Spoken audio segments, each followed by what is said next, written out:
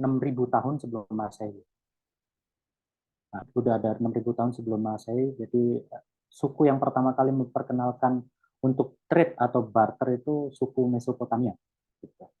Jadi kapal-kapal berlayar datang ke daerahnya masing-masing gitu. Jadi mereka itu barter, tukar untuk tukar barang, itu yang namanya trading, trade, itu namanya barter ya, barter. Gitu. Lalu tahun abad ke-6 sebelum Masehi itu ada koin ditemukan suatu materi yang hitungannya tidak mungkin berkurang atau bertambah. Namanya gold atau koin emas. Jadi yang pertama ngenalin barter koin emas itu adalah Yunani. Ya. Jadi Yunani yang pertama kali untuk memperkenalkan suatu koin untuk sebagai alat tukar setelah barter. Biasanya kan kenapa kok barter di stop gitu. Jadi dulu itu kan ada nih orang bawa ayam gitu, lalu dibarter sama 1 kilo 1 kilo beras gitu. Rasanya dia itu kurang balance, gitu. Jadi nggak balance. Makanya itu dibikin koin emas dulu waktu itu per gram atau per timbangan itu ada harganya. Gitu, ya. Lalu tahun 1800-an negara mengadopsi standar koin emas. Gitu. Khususnya yang pertama kali dulu untuk memperdagangkan suatu emas itu ada namanya sistem Bretton Woods tahun 1944 sampai 1971. Sebelum itu era perang dunia ya. Sebelum tahun 71 itu eh, Amerika stop karena ini dia menyetop emas gitu. Jadi dia itu pengennya nggak terikat sama emas. Jadi dia pengennya itu cetak uang sendiri tanpa, jadi kalau bahasa kasarnya gitu dia mencetak uang bermodalkan dengkul gitu. Jadi dulu waktu zaman-zaman perang dunia mereka masih tetap pakai emas tuh, standar emas terus dipakai. Akhirnya Amerika, karena Amerika dia menang perang gitu. Jadi kan Pax Americana kan dimulai tahun 1945. Jadi karena Amerika menang, hadiahnya itu yaitu dia sebagai negara berkembang waktu itu, USD juga belum sekuat sekarang. Gitu. Jadi ini hari ini yang kita hidup sekarang ini ya era Amerika, Pax Americana. Gitu. Jadi waktu itu tahun 1971 memang dicanangkan gitu sama Presiden Nixon ya, untuk stop, kita nggak usah pakai standar gold lah, kita cetak uang aja, terserah kita mau cetak uang seberapa gitu. Akhirnya sampai sekarang gitu ya. Lalu untuk nextnya, untuk ukuran dan keuntungan bagi trader, kenapa sih apa apa yang menjadi keuntungan bagi trader, apa yang kita kita apa yang menjadi keuntungan kita sebagai seorang trader gitu. Kalau menurut pengalaman saya, sebagai trader itu yang menjadi suatu acuan enak enggaknya menjadi trader itu adalah kita setiap hari baca Bloomberg contohnya, atau kita harus tahu berita-berita yang ada di dunia seperti apa, karena fundamental lalu teknikal itu harus kita kuasai. Misalnya ini contoh, misalnya waktu kejadian tahun berapa, 2001 atau berapa yang World Trade Center collapse, itu benar-benar anjlok banget tuh. Jadi ngefek banget apa yang terjadi di luar sana, apa yang terjadi di Amerika, ngefek banget gitu. Ngefek banget sama market. Jadi saling terkorelasi.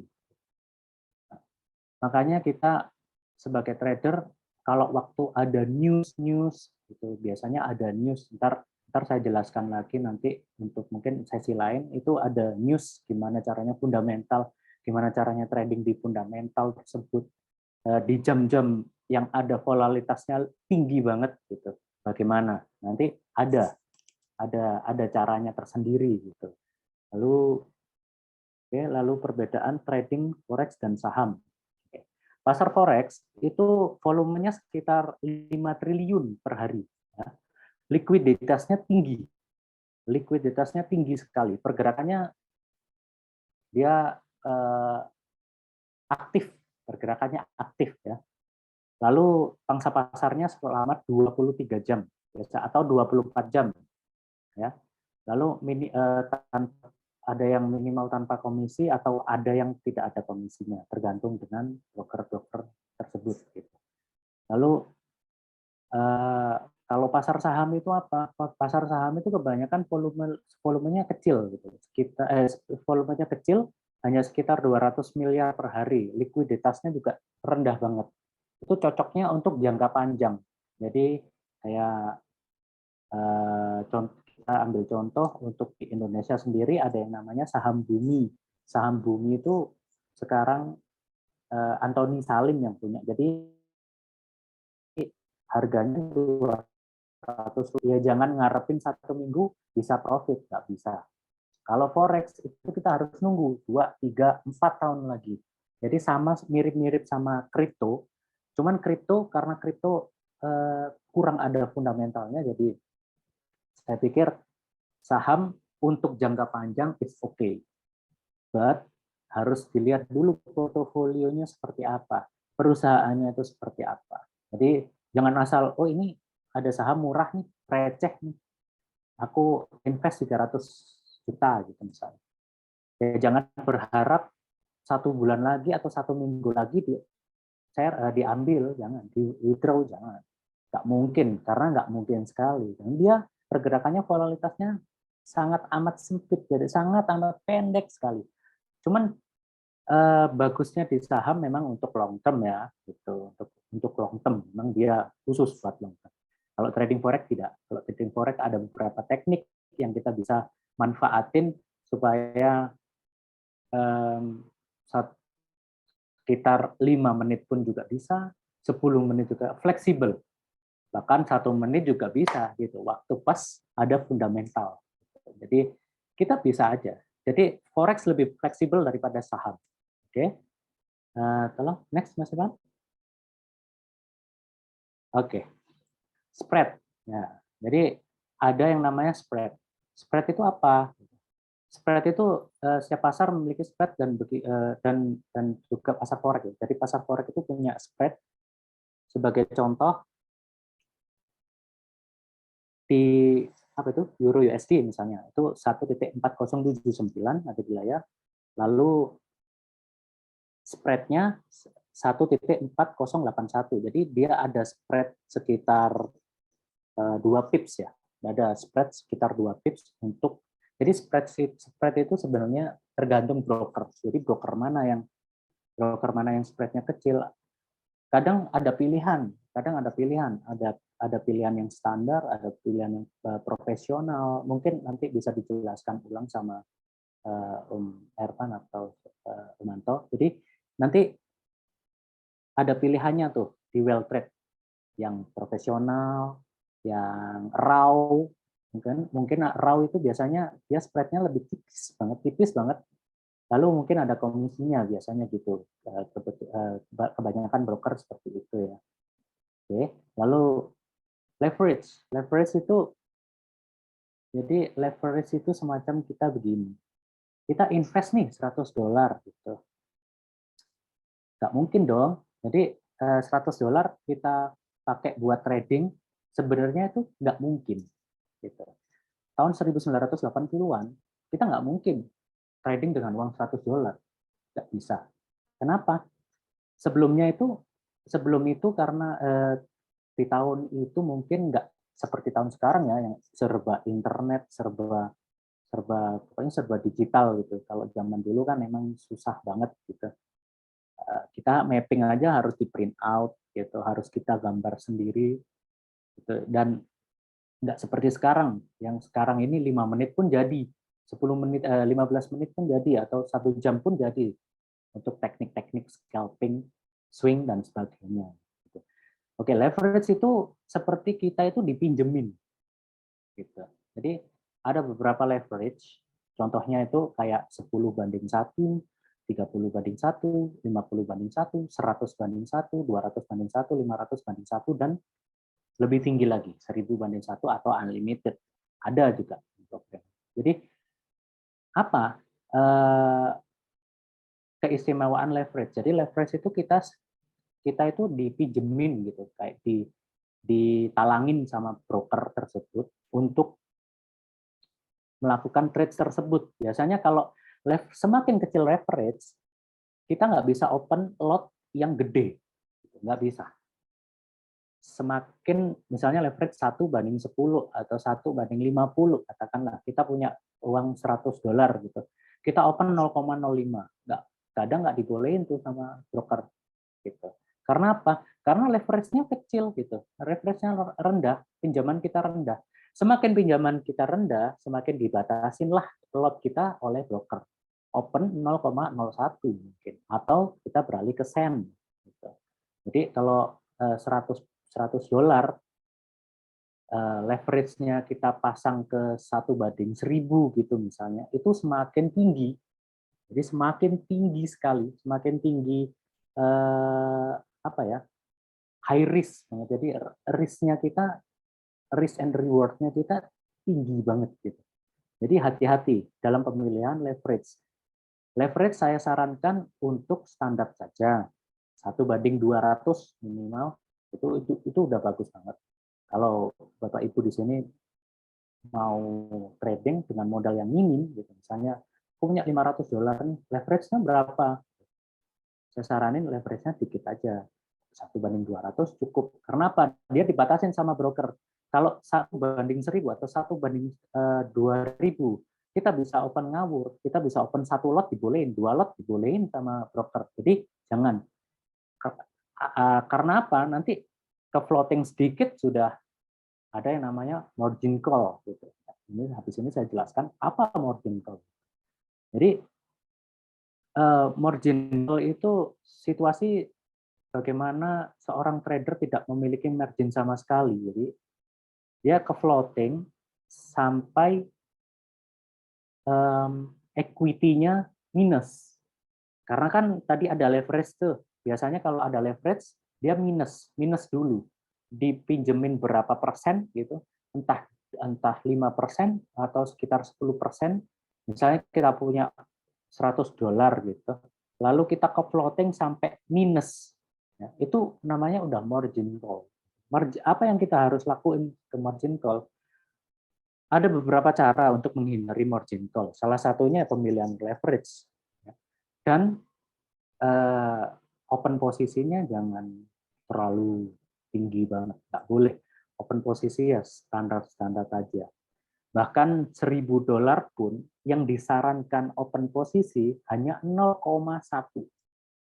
Kalau punya equity $1000 itu yang disarankan untuk open posisi cuma $0,1 satu posisi, bukan rentengan gitu. Biasanya kan banyak tuh sikat banyak gitu. Itu nggak boleh sebenarnya kayak gitu ya.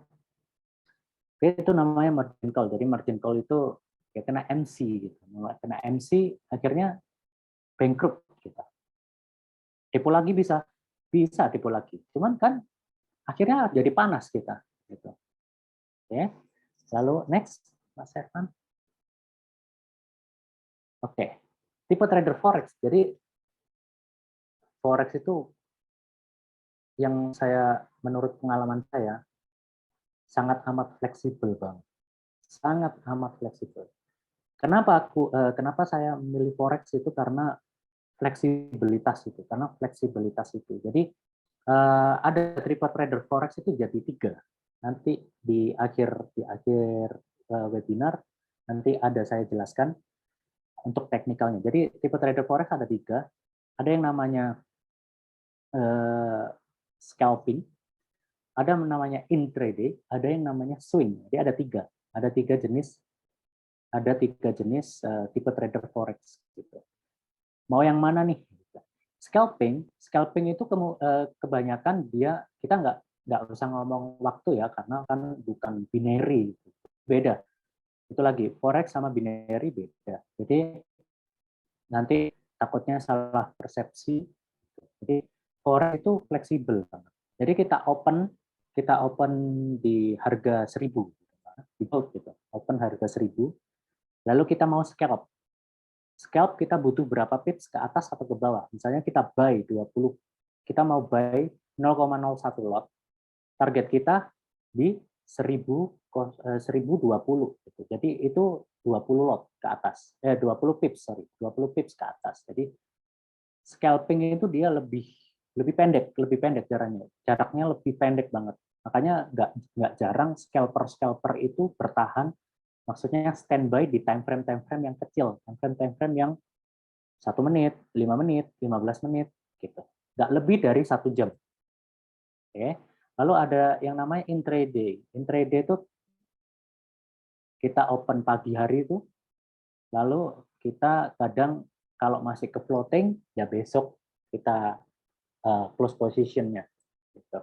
Tapi nanti kalau ke floating terus, gitu, selama dia masih minus dan equity kita masih bisa ngejar, masih bisa bertahan, nanti jadinya swing trading. Swing trading itu bisa 1 minggu, bisa 2 minggu, bisa berbulan-bulan, bisa bertahun-tahun. Itu namanya swing trading.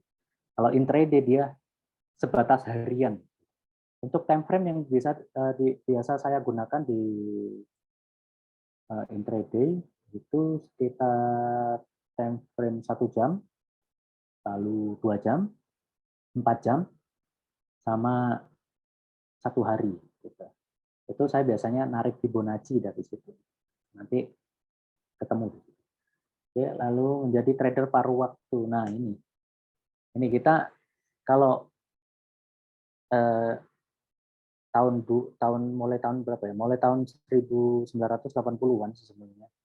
Jadi trader paruh waktu itu mulai berkembang sangat pesat sekali, apalagi zaman-zaman internet sudah ada. Saya mulai trading tahun 2006 di Surabaya.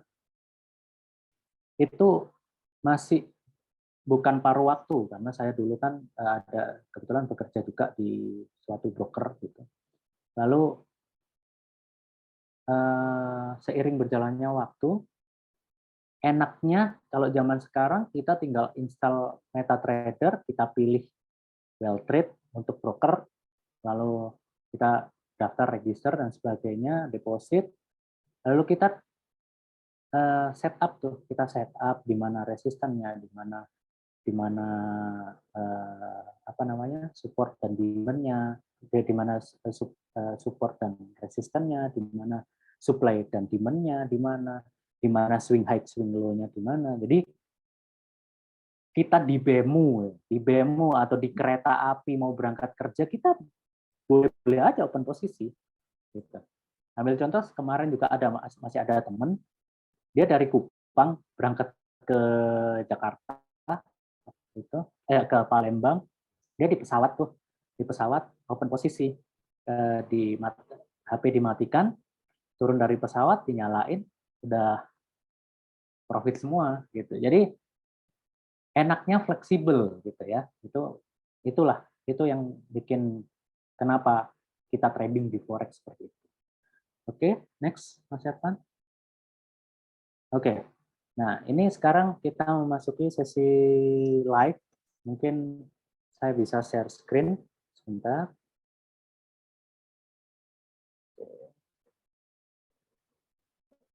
Sebentar.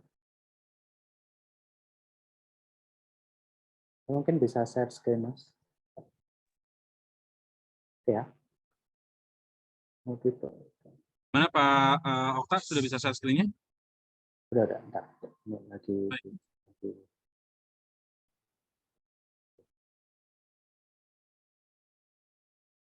Oke, trading view. Nggak bisa? Bisa ya?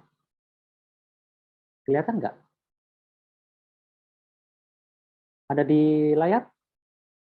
Sudah ada di layar, Pak. Oke, siap. Nah, ini kebetulan XAUUSD. Apa sih XAUUSD? XAUUSD itu gold. Ada beberapa jenis, ada beberapa jenis untuk currency. Currency itu contohnya seperti Euro USD, NZD USD, GBP JHF, lalu pokoknya yang berhubungan dengan mata uang, ya. Lalu ada future. Future itu oil, silver, gold, itu future, ya. Lalu ada lagi yang namanya stock atau saham. Ada Nasdaq, ada Hang Seng, ada US 30, ada US 500 dan lain-lain. Banyak banget. Ya, termasuk Tesla, Nike, Adidas dan lain-lain. Oke. Jadi saya contohkan yang pertama untuk apa itu swing, gitu ya. Apa sih swing? Gimana caranya untuk kita open posisi di swing trading? Swing itu jangka panjang. Jadi kita swing itu jangka panjang memang, dan kita nggak mungkin, ini nggak mungkin sekali dengan bermodalkan cuma $100, nggak bisa. Untuk swing trading minimal saya rasa sekitar $10.000 make sense. Itu pun open posisi cuma 0,1 gitu ya untuk swing. Jadi swing biasa saya coba di satu. Saya biasanya di daily gitu. Nah, ini kan pergerakannya begini.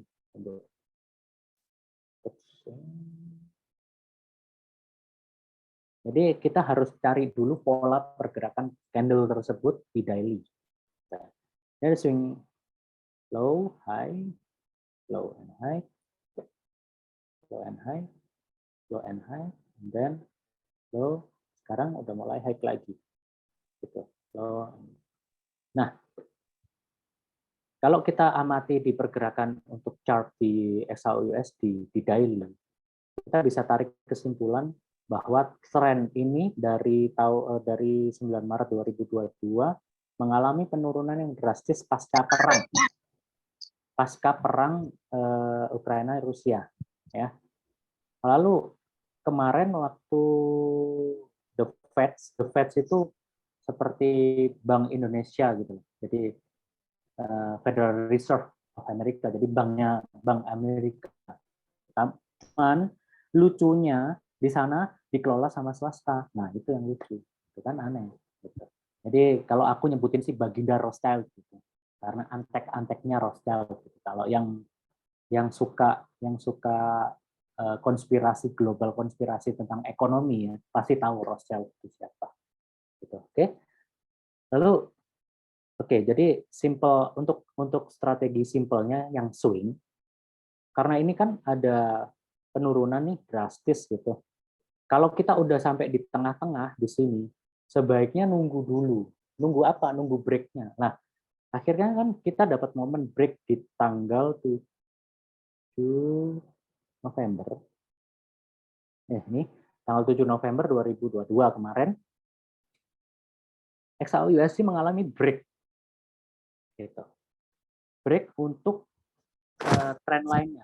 Jadi trend line utama daily itu utama banget. Jadi yang kita harus perhatikan trend line besar itu udah di break. Break di sini ada break. Nah, yang harus kita lakukan untuk swing trading, kita open posisi sembari menunggu konfirmasinya. Kalau kita lihat di sini konfirmasinya ada di 1673.80. Jadi kita sebenarnya bisa open posisi di sini. Karena apa? Karena candle sebelumnya ini, kita lihat, candle sebelumnya ini dia break, lalu dia retest turun, dia melanjutkan kenaikannya. Kenapa naik? Nah, naik drastis karena ada core inflation. Core inflation Amerika ya, itu yang bikin suatu market volatilitasnya lebih tinggi gitu. Event-event seperti ini yang saya ada tanda-tanda merah-merah kayak gini, itu event-event yang terkenal dengan dampaknya di market. Oke, jadi katakanlah kita kalau open posisi di 1674,40 gitu ya. Oke, lalu kita tarik nih, rasionya berapa? Ada yang namanya rasio. Rasio itu apa? Rasio itu untuk menentukan risk and reward rasionya. Jadi ada rasio 1:1, ada rasio 1:2, ada rasio 1:3 dan lain-lain. Ada banyak. Makanya itu saya bilang forex itu fleksibel. Kita bisa loss berapa aja bisa, kita bisa profit berapa aja bisa. Itu forex. Oke. Tanpa terbatas waktu ya, gitu. Kalau ini kita misalnya mencari untuk titik stop loss-nya ada di mana. Kalau kita lihat di sini, di daerah ini, karena di daerah ini kuat, ada pemantulan 1, 2, 3, ada 3 kali mantul di bawah.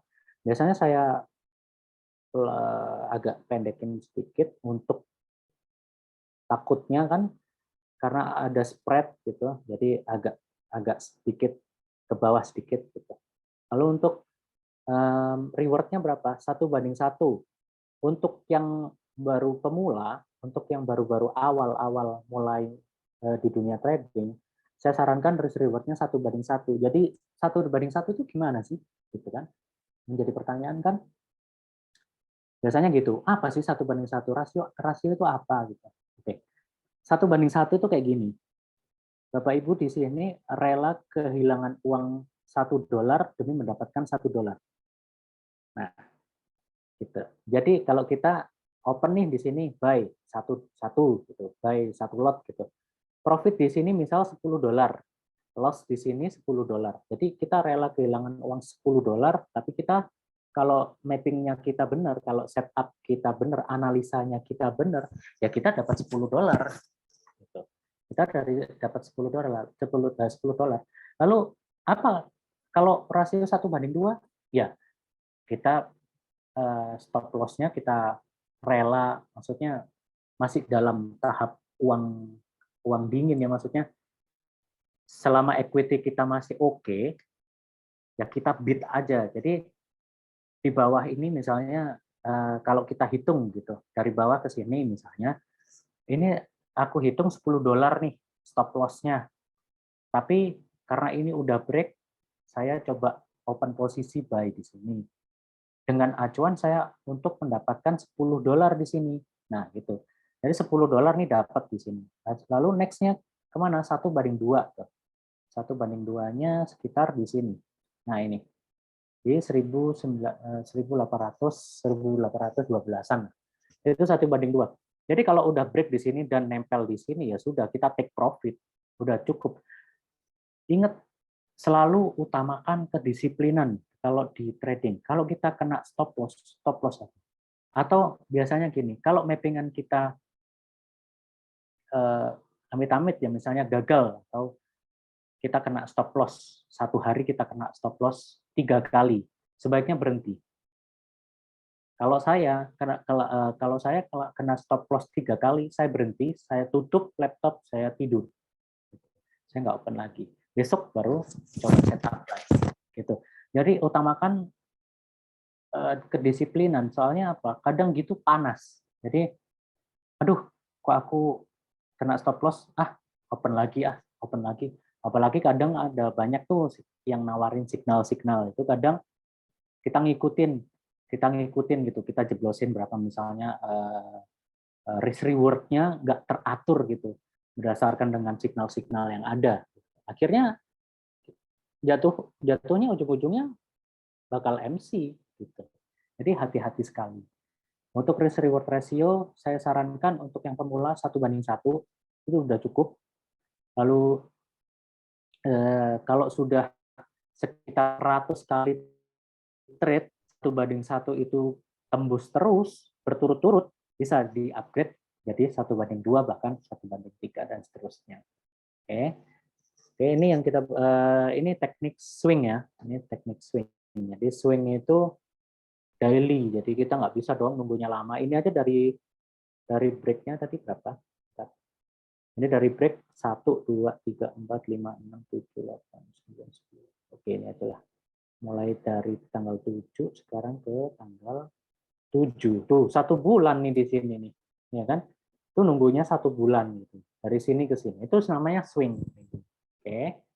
Lalu kalau intraday apa? Kalau intraday ini lebih turun lagi, biasanya lebih ke time frame 4 jam atau time frame 1 jam. Itu berdasarkan juga dengan sesi-sesi tersebut, sesi-sesi market open. Oh iya, saya jelaskan lagi, ada beberapa market bergantian, karena kan nggak mungkin 24 jam dia jalan terus volatil gitu, nggak mungkin. Ada market itu dibagi menjadi market London, sama market US. Jadi ada 3. Jamnya pun berbeda. Market Asia itu jam sekitar, kalau sekarang dia kayaknya agak, karena ada libur di US, jadi mungkin agak sedikit berubah waktunya, karena mungkin broker-broker menyesuaikan waktu yang ada di pusat ya, yang ada di Wall Street. Jadi kalau sekarang mulainya jam 6 tuh. Biasanya jam 5 udah jalan market. Sekarang mulainya jam 6. Itu sesi Jepang atau sesi Asia. Bukan Jepang dulu, mulainya itu Australia. Setelah Australia jam 8 baru Jepang. Lalu ada yang namanya jam satuan, itu sesi Jerman jam 1, jam 2-nya London. Gitu. Tapi sama-sama ya, Europe gitu, atau London session atau Euro session. Jadi ada 2. Lalu yang terakhir jam 7 atau jam 8 sekarang ini, jam 8, sebentar lagi adalah US Season Open jam 20.00. Itu US Season udah berjalan, biasanya market volatilnya agak kencang banget. Market apa yang biasanya volatilitasnya tinggi di US market? Semuanya. Semua market. Jadi kalau saran saya, kalau malam gitu untuk trading di US session itu lebih nyaman daripada trading di Asia session atau di London session, karena volatilitasnya itu nggak bisa diukur kalau apalagi sesi Australia sama Jepang. Itu dia kadang datar, tiba-tiba turun, tiba-tiba naik. Jadi untuk trader yang pemula saya saranin di session aja.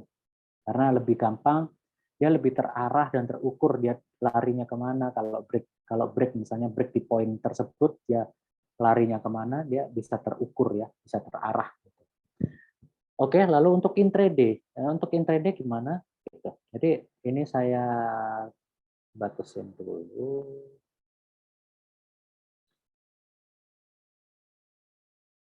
Oke, untuk intraday kita mulainya itu di nah ini jam 4, dia langsung jam 6. Nah, ini di sini tuh mulainya tuh. Nah, ini intraday. Oke. Nah, untuk hari ini pergerakannya emang slow banget, sangat amat slow banget. Lalu ini sesi Eropa, dan next-nya di sini sesi US sampai jam besok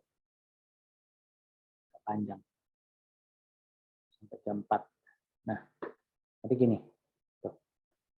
Oke, jadi gimana sih cara mapping untuk swing untuk intraday? Biasanya trader-trader itu udah nunggu tadi malam gimana breaknya, gimana pivotnya, di mana dia harga pembukaannya dan di mana harga penutupnya. Mereka harus tahu. Lalu untuk technical sendiri di intraday sebenarnya hampir-hampir sama sih kayak di mana sesi-sesi yang lain, cuman untuk intraday ini tanggal berapa? Tanggal 6 jam 6 7 8 9 10 11 pas ini Asia, dan ini ini London sampai ntar jam 10 dan next sampai begini. Nah, kita lihat pergerakannya dulu ya. Biasanya kalau saya pribadi saya lebih suka di time frame 30 sama TF 1 jam. itu untuk nyari di mana letak untuk swing-nya, untuk intraday-nya di mana. Jadi ini kita bisa tahu nih. Nah, gini nih. Nah, bisa kan. Nah, ini kan ada batasan harga. Ada supply sebelumnya. Ini ada supply di sini, ada resisten juga, ada supply juga. Jadi dia turun ke bawah. Lalu kita bisa tarik price action. Setelah candle ini break, biasanya saya open posisi. Kalau untuk intraday, saya open posisinya di 1773 dengan asumsi take profitnya 1:1 gitu. Kita coba long position di sini, kita open di sini 1:1. Tentunya stop loss-nya di sini ya, karena di ini untuk sebagai acuan SL stop loss, dan lalu 1:1-nya di sini. Nah, ini kan belum nih, belum sampai nih, belum sampai ke target nih. Nah, targetnya di mana? Targetnya 1778,5 atau titik 48 gitu. Nah, begitu dia naik turun naik turun naik turun seperti ini kan naik turun. Nah, sekarang kan masuk lagi ke entry-nya, masuk naik turun naik terus naik turun naik turun. Karena mungkin hari ini juga nggak tahu kenapa di gold ini saya lebih sering di gold soalnya. Sideways itu konsolidasi. Candle berjejer, konsolidasi. Parah banget konsolidasinya. Ini yang paling enak emang buat scalping sih. Karena open posisinya dia singkat-singkat. 20 pips tarik, 20 pips tarik, 20 pips tarik, cukup gitu. Jadi gitu. Untuk intraday biasanya ini jam berapa ini? Jam 8 nih kita open nih. Udah dibiarin aja. Ntar kalaupun nggak target, ya berarti mappingnya kita salah. Atau mungkin karena marketnya juga lagi sideways, jadi volatilitasnya agak lebih rendah. Gitu ya. Itu yang namanya trading di intraday. Intraday itu harian, daily. 1 hari, 2 hari, 3 hari. Atau 1 minggu lah maksimal biasanya. Nah, untuk swing bisa berbulan-bulan tuh, bisa bertahun-tahun. Bahkan ada teman saya yang sampai sekarang dia open posisi di gold sampai sekarang juga belum ditutup, ada juga. Itu tahun berapa dia open posisi tahun 2013 kalau nggak salah, sampai sekarang belum ditutup, ada. Jadi dia opennya di bawah banget gitu.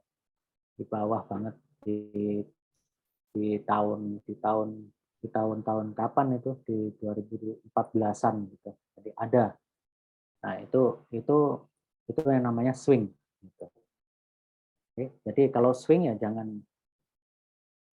kalau bisa modalnya juga harus jelas, modalnya juga harus menyesuaikan gitu loh. Secara teknikal karena kan butuh area yang lebih tinggi gitu. Likuiditasnya agak lebih tinggi banget gitu. Jadi kalau kita modal $100 ya jangan di swing lah gitu ya. Lalu untuk scalp. Nah, oke, kalau untuk scalp ini yang biasanya saya lakuin. Untuk teknikalnya langsung saja saya agak jelasin sedikit gitu. Saya biasanya mulai dari daily. Saya cari untuk resisten. Resisten itu di atas ya, support di bawah ya. Oke. Resisten di atas tuh dapat. Oke. Lalu support terdekatnya di mana? Support terdekatnya ada di sini. Karena kebetulan kemarin close-nya juga di situ. Lalu ada rejeksi juga di area tersebut, di dekat-dekat area tersebut di sini ya. Kita 1797. Lalu biasanya saya tandain tuh di daily resistance, dan daily support. Lalu next-nya time frame 4 jam. Jadi multiple time frame. Jadi bisa tahu tuh ceritanya. Oh, ceritanya di daily ini seperti apa sih? Gitu. Jadi candle itu punya cerita sendiri di masing-masing time frame-nya. Candle-nya lagi bearish atau lagi bullish, mereka punya cerita masing-masing. Jadi kita rangkai ceritanya, lalu kita olah. Ya. Di time frame 4 jam, kita cek di sini ada beberapa tolakan gitu, untuk di TF 4 jam.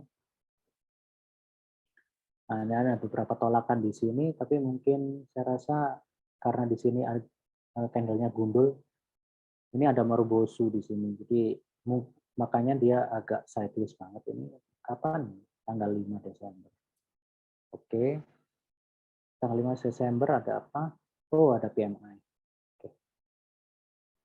Lalu sini saya coba cari di garis 4 jam resisten dan 1 jam resistnya 4 jam supportnya belum. 4 jam support, kita coba tarik di sini. Ini jangan belajar indikator dulu ya, kita harus tahu di mana sih, apa sih resisten, di mana sih support gitu. Gitu. Kalau bingung habis ini tak jelasin cara gampangnya gitu. Cara gampangnya gimana sih nyari support dan resisten itu apa sih support dan resisten? Gimana cara nyarinya yang gampang gitu. Nah, cara untuk menarik yang gampang. Ini kebetulan saya pakai platform yang namanya TradingView ya. Untuk coret-coret aja, tapi tetap open posisinya pakai MetaTrader 4, MetaTrader 5 ya. Ini tergantung platform masing-masing. Kalau ini untuk coret-coret aja, untuk analisa biar enak, lebih gampang gitu, lebih fleksibel. Lalu kita cari tuh, mana yang namanya demand, mana yang namanya support atau resisten.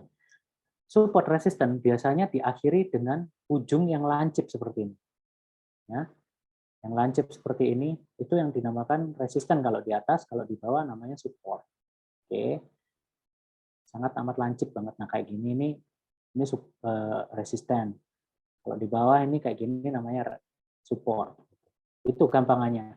Lalu ada yang namanya supply and demand, hampir sama. Nah, supply and demand itu apa sih? Supply and demand itu seperti ini. Harga yang diingat oleh pangsa pasar, oleh pelaku pasar ya. Nah, cara mencarinya gimana? Ini paling gampangnya gini. Kita cari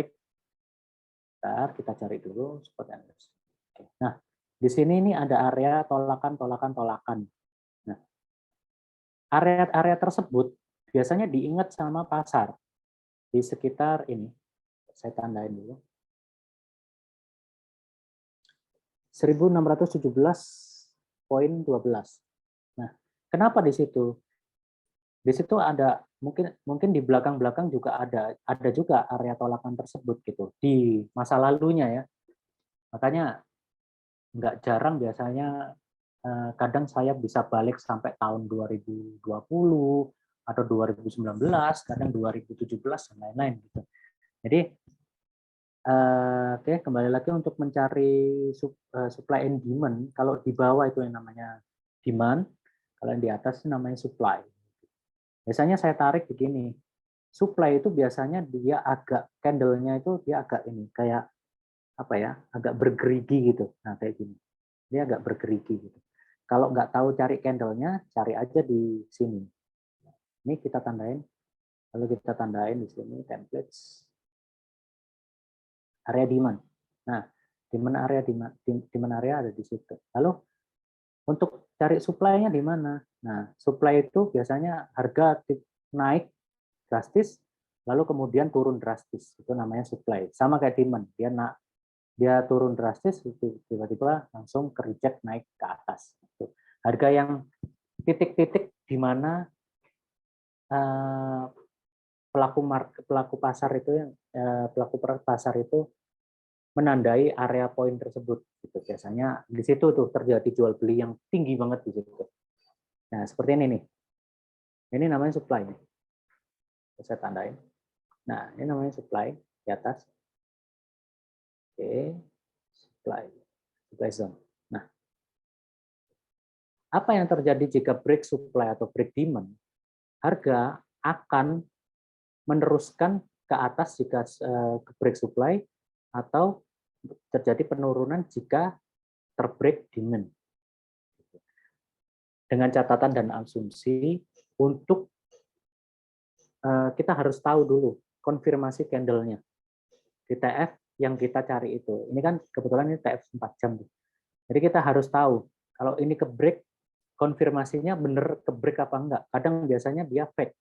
Dia fake. Habis dia break, dia kembali lagi turun. Karena apa? Karena dia ada namanya SL Hunter. SL Hunter itu seperti dia ngambil support and resistance-nya orang yang sebagai acuan stop loss. Jadi mereka ambil biasanya tuh, mereka ambil dia langsung turun. Itu kebiasaannya gitu ya. Jadi itu caranya untuk cari supply and demand. Nanti saya jelaskan ulang mungkin di webinar selanjutnya. Jadi biar enak. Oke, kita coba scalping dulu. Saya hapus dulu karena ini major ya. Kita carinya di TF rendah aja. Kita cari supply and demand di TF rendah. Kebetulan kurang 12 menit lagi US Open. Jadi pergerakan lebih tinggi ya. Oke. Lalu ini 4 jam kita tambahin di sini TF 4 jam. Lalu 1 jam. 1 jam di sini ada area tolakan. Nah,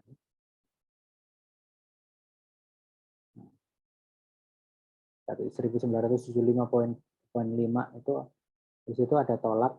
Nah, ada nolak di situ ya. Jadi sebagai acuan buyer ya enggak juga, sebagai acuan seller ya enggak juga, tunggu dulu konfirmasinya seperti apa gitu ya. Itu tadi sekali lagi trading ini kita butuh kesabaran, kita butuh momentum untuk open posisinya. Jangan waktu di atas kita buy, waktu di bawah kita sell. Kecuali ada break gitu. Itu yang namanya buy stop sell stop. Nanti saya jelasin ulang di lain waktu. Lalu ini 1 jam resisten dan saya rapikan dulu di bawah. 1 jam support. Lalu biasanya 30 menit ini hampir mirip sama 1 jam, makanya saya loncatin gitu. Langsung ke TF15 gitu. Biar enak. Nah, TF15 kita lihat di sini ada area tolakan belakang. Oh ya, pas di sini ternyata. Di TF15 ada sedikit tolakan resisten di situ, berarti ini ada indikasi fake out di jam 4 tadi, dia ada fake out di sini.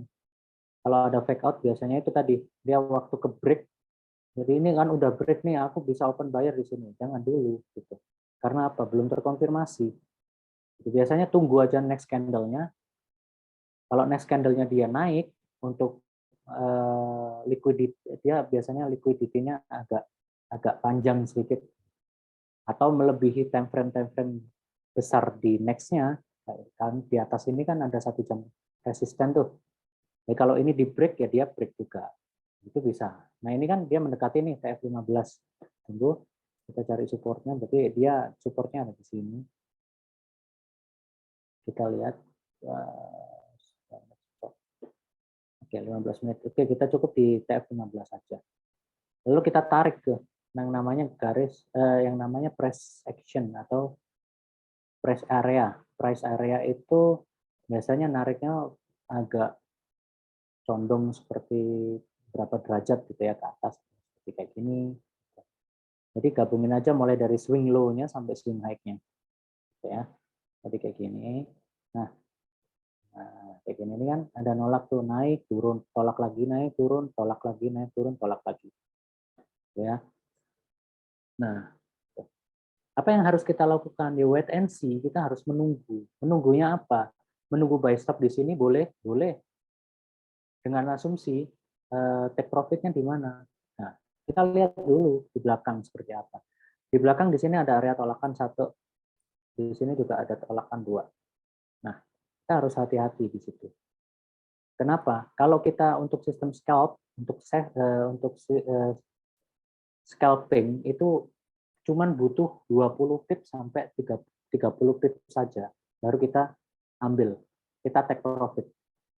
Syukur-syukur kalau dikasih lebih gitu, misalnya tiba-tiba candle-nya tiba-tiba naik drastis gitu, karena mungkin ada fundamental atau news, ada berita, tiba-tiba naik jadi 50 pips di dalam satu candle di TF tersebut, di TF 5 menit gitu misalnya, tiba-tiba langsung naik jadi 50 pips.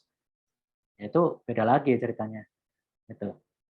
Yang diutamakan ini ya cukup kalau untuk scalping ya pendek-pendek aja gitu.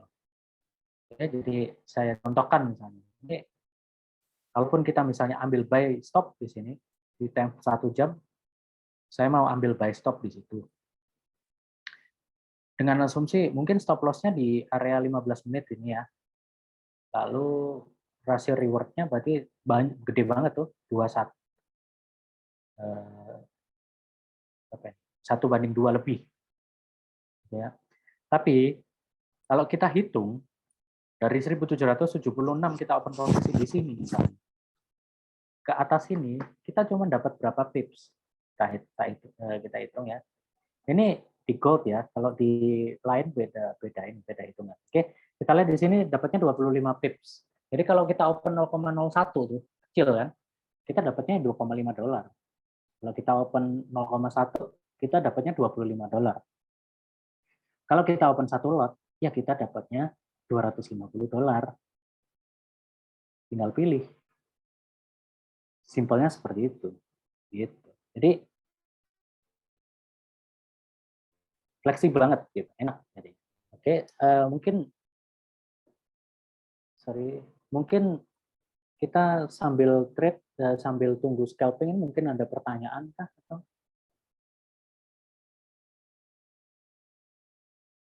halo?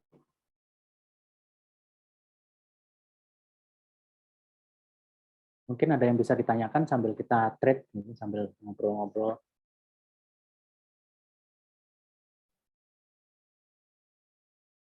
Ada yang mungkin mau bertanya? Baik, dipersilakan untuk para partisipan jika ingin bertanya. Sekalian kalau bertanya dipersilakan juga untuk on cam ya ketika bertanya ya. Terima kasih. Boleh di unmute, sudah saya allow partisipan unmute themselves. Halo Pak, saya Dani. Mau tanya nih, apa namanya mengenai base-base yang kuat. Nandainya sih itu seperti apa sih kayak SBR ataupun ya support become resistant ataupun lainnya gitu. Itu gimana sih? Oke, baik. Untuk ini ya, Oke, untuk apa? Untuk fast apa? Untuk trading intraday ataupun scalping gitulah. oke, oke. Kalau di intraday itu jarang sekali. Kayak gimana? Jarang banget ketemu yang namanya SBS, RBS atau yang misalnya rally based rally atau rally based drop gitu. Jarang banget. Kalau di intraday, yang sering kita temuin ini TF yang di bawah 20 menit, 5 menit, 15 menit. Itu sebagai acuan sih sebenarnya. Sebagai acuan apa? Sebagai acuan open posisi. Saya contohin, kalau kita lihat pergerakan candle ini kan 5 menit sebelum sebelum ini ya, sebelum US season gitu. Jadi untuk mencari base areanya itu biasanya yang paling kelihatan di TF 5 menit tuh. Itu base-nya kelihatan banget biasanya di situ. Kalau untuk intraday saya saranin cari aja ininya area-area yang bisa di break, bisa. Jadi kalau di intraday itu kebanyakan saya lebih mengandalkan buy stop sell stop sih. Jarang banget kalau untuk buy limit sell limit karena intraday, apalagi intraday ya kan, kalau intraday kan kadang saya mulainya opennya itu di Asia gitu. Jadi kalau saya mulai buy limit atau sell limit itu kadang gitu lebih sering kena SL-nya gitu. Jadi biasanya biasanya saya carinya untuk apa ya, untuk koreksian, area koreksian gitu. Jadi lebih enak banget. Saya contohin dulu ntar. Ah, ini kan kalau di TF 5 menit, kalau di sini kita lihat kan ada area base area di sini nih. Nah, kan drop base rally gitu ya. Kita tandain dulu. Untuk cara open posisinya gimana sih base rally? Nah, untuk cara open posisinya sebenarnya gampang kalau untuk cari base. Kalau base sudah ketemu ya, misalnya seperti ini base sudah ketemu itu, lalu kita biasanya cari dulu ujungnya, di ujung sebelah kirinya. Dia di mana mulai base-nya? Misalnya di sini nih mulai base-nya tuh, ya kan? Kita tandain dulu di sini. Nah, kita tandain dulu di sini. Oke. Setelah ketemu, kalau ini di break, ya tunggu retestnya. Makanya ini ada candle merah di sini. Candle ini menandakan area retest. Retest area di sini, ke bawah. Nah, baru kita bisa open posisi untuk scalping. Gitu. Atau untuk semi scalping lah, sekitar karena kan US season biasanya volatilitasnya lebih tinggi tuh, kadang bisa tiba-tiba langsung push ke atas gitu, tiba-tiba langsung ke 78, ya syukur-syukur ya dapat 50 pip atau 60 pip bahkan 100 pip, kalau misalnya ada fundamental kan who knows, kita nggak tahu. Jadi gitu. Jadi kalau untuk base biasanya saya nunggu dulu area itu di break seperti ini kan, udah di break nih. Nah, saya open posisinya di candle merah ini. Saya udah open posisi ini di sini. Walaupun di sini belum di break gitu. Ya, walaupun ini juga belum di break. Walaupun TF15 resistennya belum di break. Tapi saya udah berani karena di sini ada area base. Lalu untuk kriteria base ya, untuk kriteria base itu harus lebih dari 6 candle, 6 atau 7 candle lebih. Jangan cuman dapat 3 candle yang sejajar itu kita ngomong base ya, jangan. Nggak valid. Biasanya lebih dari 5 atau lebih dari 6 atau lebih dari 7, bahkan lebih banyak gitu. Itu namanya base area. Ya. Mungkin ada pertanyaan lagi? Makasih Mas. Oke.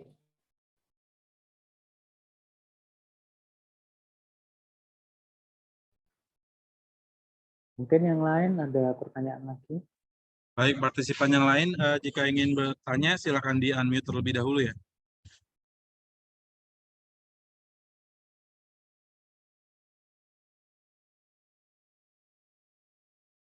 Oke, 1 menit lagi pembukaan US season. Jadi kita bisa tahu nih US season arahnya kemana.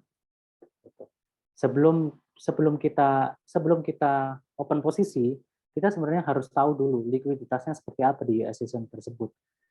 Karena biasanya kadang di US season tuh banyak tuh yang namanya news, ada fundamental news, ada misalnya ada CPI, ada macam-macam, ada banyak banget ya, news ada banyak banget.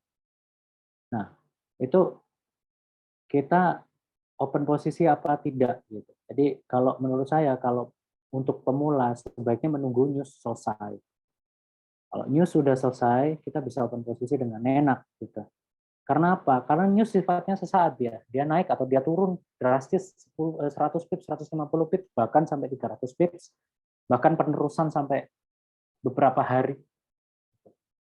Jadi tergantung kita mau open posisinya teknik seperti apa. Kalau intraday, kalau ada news seperti itu ya agak diuntungkan juga kalau misalnya udah punya seller dari dalam gitu, udah dari bawah banget gitu, kita misalnya punya buyer gitu.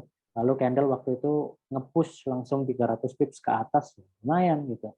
Jadi enak banget kalau itu yang diuntungkan di intraday. Tapi kalau yang diuntungkan untuk scalping itu fleksibilitas di time-nya, di waktunya. Bisa dapat kita bisa dapat profit atau cuan yang lebih singkat dengan asumsi high risk juga enggak. Karena apa? Karena kita punya batasan stop loss. Misalnya stop lossku 30 pips gitu ke bawah gitu. Misalnya kan kebanyakan mungkin di sini ada yang trade di gold gitu. Misalnya ini kan area 1775 tuh. Oke, 1775 kita misalnya open posisi buy di sini. Saya stop loss-nya di mana? Ya, 30 pips ke bawah. Gitu. 5432 itu 1772 sebagai area stop loss-nya. Gitu ya. Nah, untuk scalping juga itu dia lebih apa ya? Dia lebih enak untuk di time frame kecilnya karena kita nggak harus menunggu. Tapi yang bikin nggak enaknya, nah ini tetap ada yang nggak enaknya kok. Minusnya di scalping itu adalah spread. Gitu. Jadi tolong dihitung dulu spreadnya kayak gimana atau leverage-nya kayak gimana. Jangan aku leverage 100, aku mau open 0,1 gitu. Dibawa turun ke 30 pips ya habislah $30 gitu kan. Sayang gitu. Karena kan syukur-syukur kalau kita profit 30 pips ke atas kan lumayan. Biasanya kalau saya pribadi untuk teknik scalping itu acuannya 30 pips ke bawah, 30 pips ke atas. Itu fix. Saya nggak mungkin berubah itu. Dari titik poin tersebut, dari titik poin yang saya entry-kan. Kalau dia mungkin kena floating minus, floating loss, kalau selama candle tersebut masih bisa kita lihat, masih bisa kita misalnya ambil buyer ya. Selama candle tersebut masih bisa naik ke atas seperti kayak gini nih, ya saya layering. Tapi ada batasannya. Itu tadi, equity harus dipertimbangkan seperti apa. Layering nggak asal layering. Ya. Layering nggak boleh asal layering. Jadi layering itu saya sarankan per 10 pips. Misalnya 1775 open 0,01, 1774 0,01, 1773 0,1, 0,01 gitu ya. 1772 stop loss-nya. Nah, begitu dia naik ke 1775, ini yang di bawah-bawah kan udah profit, udah 2 kali lipat daripada entry point yang pertama kita. Gitu. Jadi, kalaupun kita nggak tahan, aduh aku nggak tahan nih, soalnya kan kebanyakan trader gitu ya. Jadi, SL kena floating loss-nya dia bisa nahan lama, tapi dia nahan untuk profit itu nggak bisa gitu. Jadi kepingin cepet-cepet di profit, kepingin cepet-cepet di take profit itu kebanyakan kayak gitu. Karena apa? Aku udah biru nih, tapi nggak tahu dia ke belakangnya seperti apa, tadinya seperti apa. Aku misalnya beberapa menit yang lalu saya kena stop $10 gitu misalnya. Lalu next-nya ini saya open posisi dan sekarang posisi udah sekitar $5 lah, katakan $5 kita sudah dapat profitnya.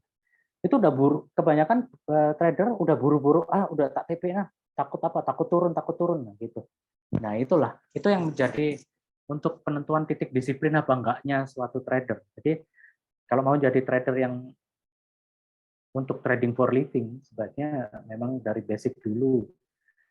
Pengenalan di dunia trading itu seperti apa. Trading itu bukan mainan soalnya. Memang have fun. Suatu saat pasti have fun. Tapi untuk pemula-pemula, ini gimana?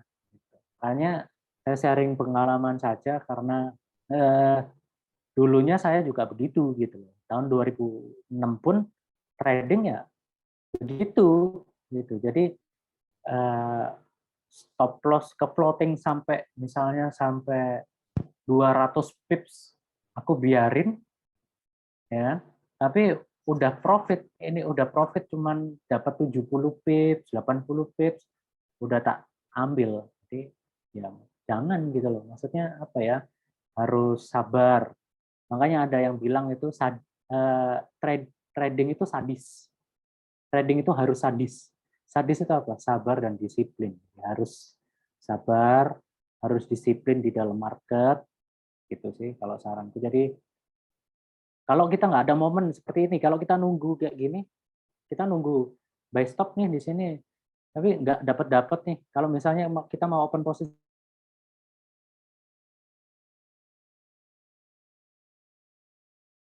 atau misalnya di sini atas dasar apa, kita harus tahu open posisi seller di atas di sini di berapa ini TF 15 menit ada tolakan ini atas dasar apa gitu.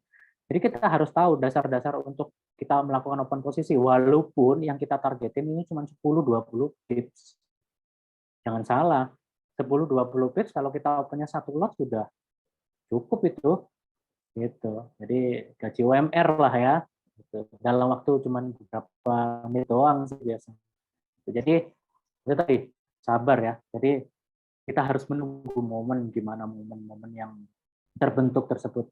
Kalau saya memang lebih sukanya itu buy stop, sell stop ketika terjadi break daripada atau juga bisa buy limit, sell limit waktu ada supply and demand di titik-titik tersebut, gitu ya.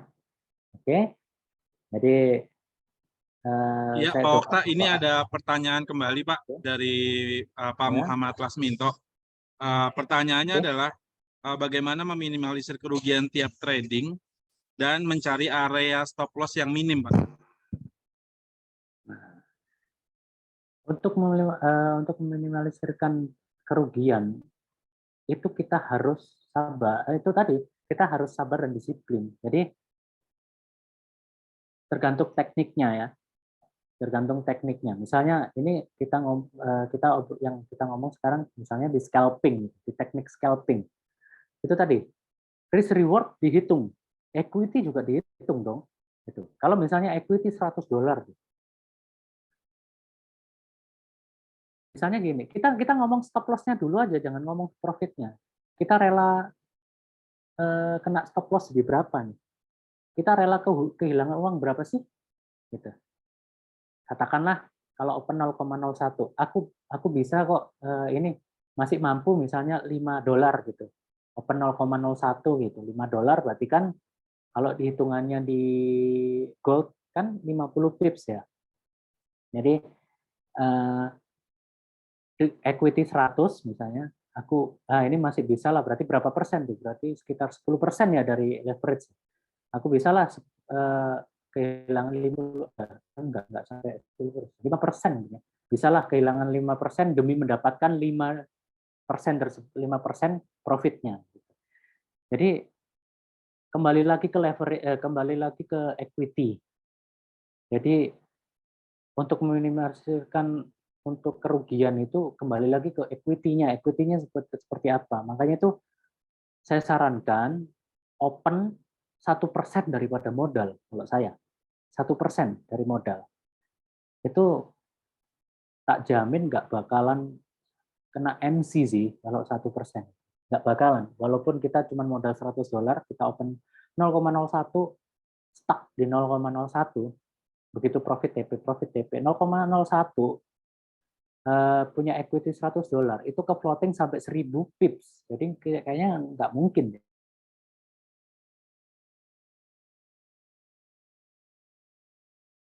Pips khususnya untuk di gold, saya rasa sekitar 30 pips itu udah make sense banget gitu. Atau katakanlah paling maksimal kita rugi 50 pips ya. Itu udah cukup banget gitu. Udah terlalu maksimal. Kalau saya pribadi sih 30 pips doang dari titik poin saya, misalnya saya entry di sini 30 pips ke bawah di mana. Ini cuma itu sih. Jadi kalau misalnya kena stop loss ya sudah. Kalau untuk gimana caranya kalau misalnya stop loss-nya kecil tapi risk reward-nya besar nih sampai segini nih. Nah, misalnya kayak gini. Ini risk reward-nya 1:3, 7. Itu kan tinggi banget. Nah, sampai di sini nih. Tinggi banget kan? Nah, sekali lagi itu tadi berani nggak gitu. Berani nggak kalau misalnya ini ditembus gitu ya. Lalu stop loss-nya kita kerugiannya kalau kita hitung dari titik entry-nya di sini ya ke bawahnya cuman 10 pips tapi kita dapatnya 3 berapa nih? Sekitar 30 pips. Kita dapatnya sekitar 45 pips gitu. Jadi kalau itu sih biasanya lebih cocoknya di fundamental news, di technical di fundamental, di apa ya, di technical kayak kayak kayak basic of technical, jadi fundamental. Jadi kebiasaan kalau kayak gitu ada news gitu, itu enak tuh. Kita open di sini misalnya, buy, lalu take profit di sini, itu gampang banget. Bahkan jangankan ini, kalau ada fundamental pun ke sini juga bisa. Gitu. Tapi resikonya tinggi. Karena apa? Fundamental kadang kita taruh stop loss di sini, dia nge-gap, dia tiba-tiba nggak bisa di stop. Itu sering terjadi di broker-broker kebanyakan gitu. Jadi kita open posisi di berapa ini?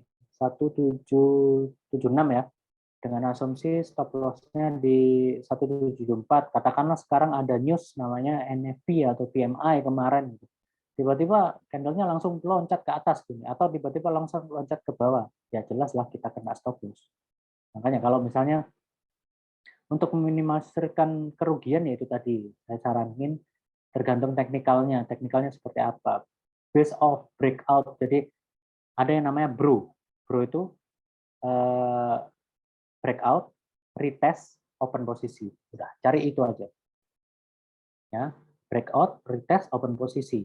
Nah, udah, itu pasti itu angka pasti bakal tembus gitu, pasti bakal profit kalau kayak gitu. Kalau kayak gitu caranya. Saya contohkan di sini.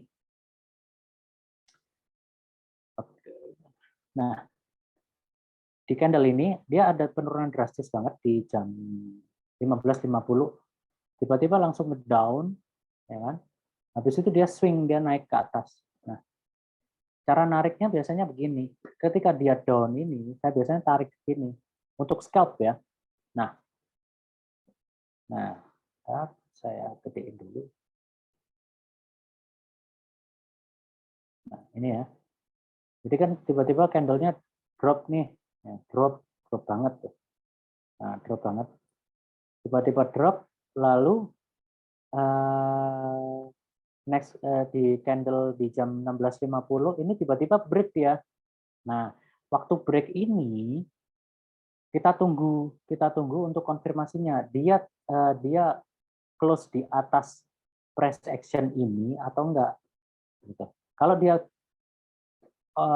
dia close di atas price action tersebut, ini kan ada resisten juga di sini. Jadi dia kan close-nya di atas ya. Kita tambah dulu.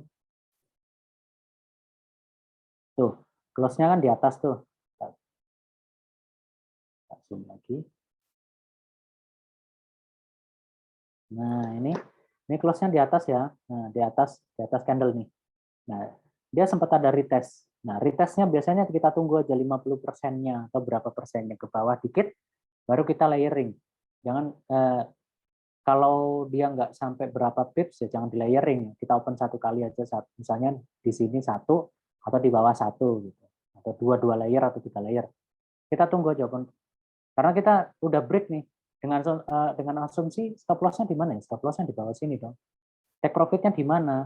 Ya tinggal ukur aja gitu. Cara ngukurnya gimana? Misalnya ini dari sini ke berapa, stop loss-nya 10 pips.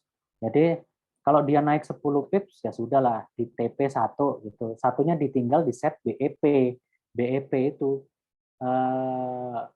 kayak apa ya? Jadi kita open posisinya kita itu sebagai acuan stop loss atau SL plus.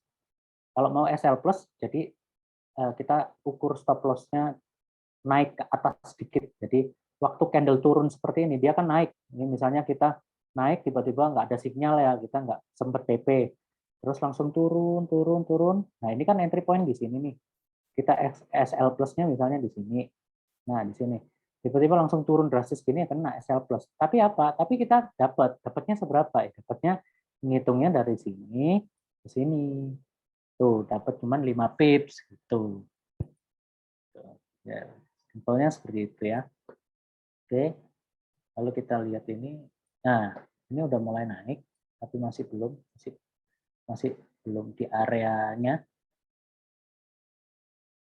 Kalau dia tembus, saya coba nanti bisa tembus ya bisa. Tapi jangan dulu ya, kita belajar dulu, jangan buru-buru langsung masuk market lah. Kalau mau demo dulu, kalau ada demo. Oke, next ada yang mau ditanyakan lagi mungkin? Mungkin kita bisa lanjut ke live session-nya. Oke, ada yang ditanyakan? Gak ada ya? Oke. Sambil nunggu, jadi ini juga ini sih udah tak mappingin ya, udah saya mappingin. Jadi tinggal apa ya? Tinggal kita nunggu aja di mana. Karena kan saya lebih suka buy stop sell stop tuh. Jadi kita tunggu aja di sini, kalau di sini area ini break, dia bisa open posisi gitu. Tuh. Jadi kalau ini belum di break, saya nanti bakal nunggunya gimana? Nunggunya karena ini kalau nggak salah lagi sideways-nya parah banget soalnya hari ini. Kalau nggak ada yang bisa di open posisi, saya rasa nggak usah open posisi dulu. Kalau mau apa ya aman gitu. Ingat, jadi trading itu kita nggak boleh asal, oh misalnya ini hari jam sekian ada ini nih, ada news gitu misalnya sekian. Jadi nggak boleh ya, nggak boleh asal ini. Ini di layar kenapa ya ada coretan gitu? Sorry, di layarnya. Nah, itu. Jadi sambil kita tunggu di mana area-area tersebut, ini tadi udah sambil live season sih, udah sambil live kabar gitu. Jadi tapi karena berhubung ini candle-nya kenapa pelan banget, rasanya dia sekarang jam berapa? Jam 20. Kayaknya nanti sekitar jam setengah 10 dia mulai bergejolak nih. Kenapa jam setengah 10? Nah, jam setengah 10 itu adalah US market of US stock open. Stock itu apa? Stock itu US 30, Nasdaq, lalu US 500 dan lain-lain ya. Yang paling seru sih emang US 30 sama Nasdaq atau US Tech. Jadi di situ yang volatilitasnya lebih tinggi lagi di situ. Dia candle nggak mungkin seperti ini. Dia pasti ada volatilitasnya lebih tinggi banget. Apalagi sekarang hari Rabu. Hari Rabu itu pertengahan week biasanya dia broker-broker yang ada di Wall Street itu kumpul semua tuh, banyak yang. Jadi kalau yang volatilitasnya tinggi itu biasanya Senin karena dia kan broker-broker kadang ada yang salah beli, ada yang salah jual. Jadi makanya itu volatilitasnya agak tinggi. Kalau untuk hari Rabu biasanya agak terstruktur ya. Kalau dia naik terus, kalau dia turun terus. Atau terjadi area rejection di area tersebut. Ya. Oke, mungkin ada yang ditanyakan lagi sambil nunggu area breakoutan. Belum bisa ada yang untuk open posisi atau mungkin kita coba sebentar. Ya, coba di market lain ya mungkin ya. Bisa kita open posisi bentar ini saya kasih alert.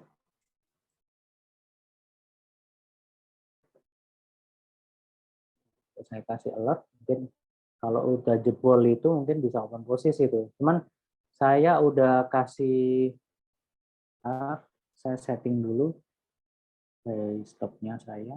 Nah. Oke, besok mau saya, aduh udah lebih banget. Itu udah running tuh. Oke, kan udah running kenceng banget, sangat amat kenceng banget. Oke, kenceng banget. Tuh.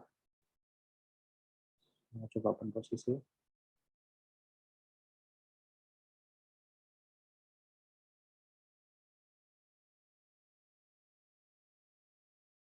Oke.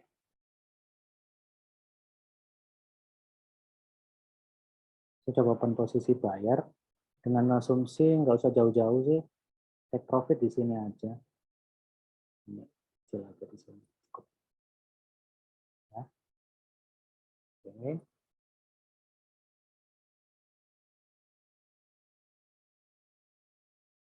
Oke, running.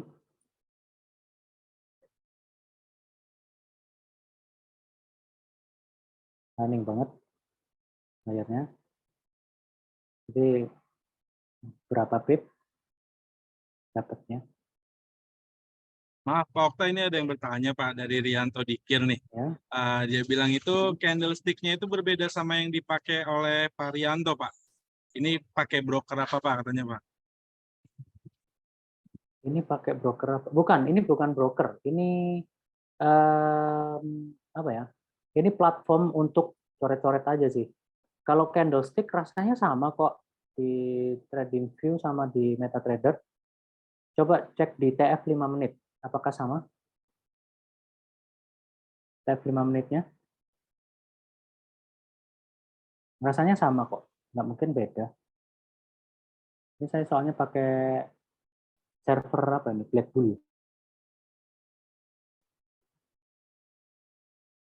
Rasanya sama. Karena ini candle saya juga sama kok. Bentar ya. Coba saya ini. Tuh. Sama. Ya kan? Sama kok. Sama yang seperti di share ini. Gitu. Sama banget. Coba dicek di TF 5 menit, Pak. Mungkin time frame-nya mungkin yang berbeda. Ini saya karena saya di TF 5 menit.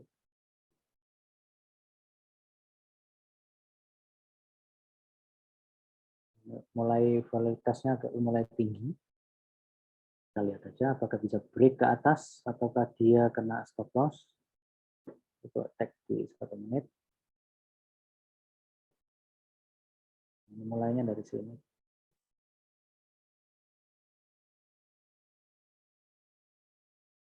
Candlenya kencang banget ya, masih naik turun. Ini berapa menit lagi? Oh, kurang 1 menit lagi. Udah naik. Udah naik ya. Udah biru. Oke. Naik banget. Kenceng.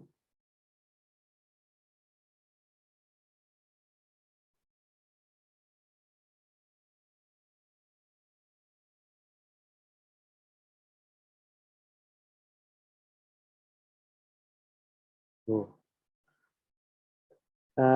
Kok di sini stop ya? Oh, enggak, sama. Mungkin agak sedikit delay ya yang di ini. Tapi kalau di MetaTrader kenceng. Kenceng banget.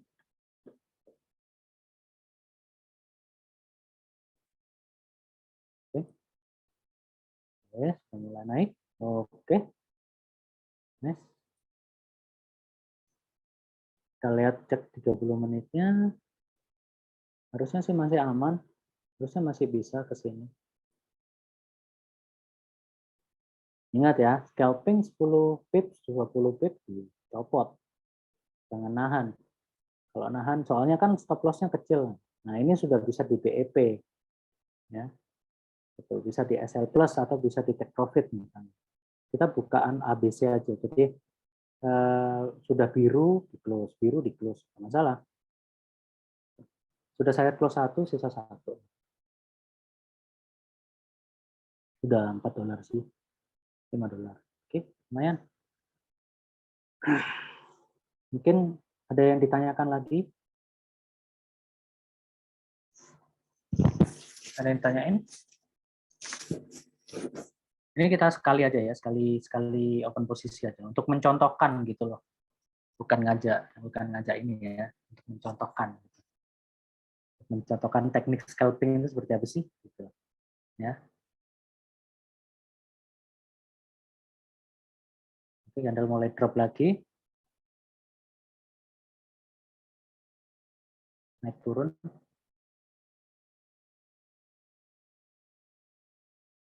Kalau udah biru bisa di secure juga bisa karena saya rasa kalau ini sideways sih jam 8:30, 4 menit lagi soalnya masih. Oke, ada yang Ini belum ditanyakan ada mungkin? pertanyaan lagi, Pak. Mungkin ada sedikit kata-kata dari Pak Okta yang ingin disampaikan untuk para partisipan di malam ini, Pak. Oke, tadi untuk saran saya untuk pemula, untuk yang baru masuk ke dunia trading, saran saya belajarlah disiplin dulu.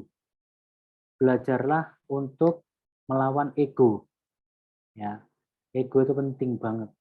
Karena kebanyakan begini, kita open posisi lalu loss. Di saat yang bersamaan kita open posisi lagi. Itu yang sebenarnya harusnya dihindari. Ya, Itu yang seharusnya dihindari. Itu jatuhnya apa? Revenge. Akhirnya revenge trading, malah chaos, malah hancur. Nah, jalan satu-satunya untuk menghindari itu, kita harus disiplin. Kita harus punya perjanjian sama diri kita sendiri. Saya mau stop loss sekitar $5 lah sehari. Atau saya mau stop loss $3 per hari. Kalau lebih dari $3 saya stop, besok lanjut lagi. Katakanlah seperti itu. Ya. Jadi saran saya, belajarlah mulai dari yang basic, benar-benar basic dulu. Mulai dari apa itu support, apa itu demand, apa itu resisten, apa itu supply, apa itu demand. Jadi belajar dari situ dulu. Kalau itu sudah tahu, nggak usah teknikal. Kalau itu udah paham, udah menguasai support, resisten, supply, demand, 4 itu nggak usah pakai yang namanya chart, ya, yang namanya indikator sampai ratusan indikator dipasang, nggak usah. Kalau udah tahu itu, kita udah bisa open posisi, gitu. Jadi itu tadi disiplin aja. Ingat kata-kata itu, sadis, sabar, dan disiplin. Kalau nggak ada momen, ya jangan diopen. Kalau ada momen, silakan diopen. Ingat, momen itu berdasarkan apa? Chart pattern, candlestick pattern, lalu letak terminal support and resistance atau supply and demand. Jadi kita harus tahu, oh di sini ada momen nih, di sini ada momen seller nih, karena di sebelumnya pernah seller nih misalnya. Ya silakan di open dengan asumsi stop loss-nya harus dijaga, risk reward ratio-nya juga harus dijaga gitu ya. Oke, itu aja dari saya. Semoga kedepannya profit terus dan semangat belajar ya. Untuk saya sendiri untuk belajar di dunia trading ini udah sekitar lebih dari 15 tahun sih gitu. Jadi udah tahu di mana letak, udah tahu gimana saya pernah MC banyak atau gimana, udah tahu semua gitu. Jadi harus pelan-pelan banget, harus pelan-pelan ya. Jadi sabarlah gitu. Sabar dan disiplin ya. Tadi ya gitu. Oke. Ya, saya doain untuk semua di sini sehat-sehat selalu, selalu profit, dan withdraw-nya itu rutin gitu ya. Jangan nggak Amin, rutin amin. ya. Amin, amin. Oke. Oke. Baik, terima kasih Pak Okta atas waktunya malam ini. Terima kasih seluruh partisipan juga telah meluangkan waktunya untuk malam ini. Mungkin materi hari ini cukup sampai sekian. Kita akan lanjutkan session-session berikutnya dengan informasi yang akan diteruskan oleh WealthTrade dan para edukator kita. Akhir kata, selamat malam. Saya izin pamit undur diri dan salam profit terus. Salam profit. Selamat malam.